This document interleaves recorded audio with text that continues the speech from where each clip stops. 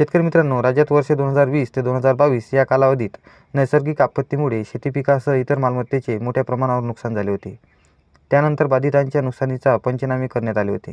याबाबत राज्य सरकारने निर्णय घेत मदत वाटपाचा निर्णय घेतला आहे.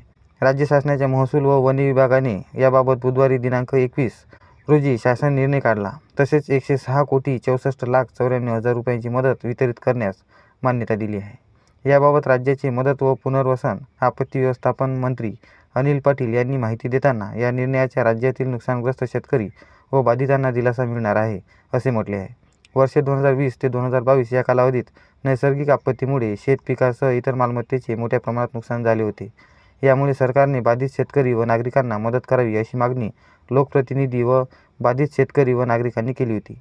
त्याचप्रमाणे शेती पिकाच्या व इतर मालमत्तेच्या नुकसानीच्या मदत वाटपासाठी राज्य सरकारने 106,64,94,हजार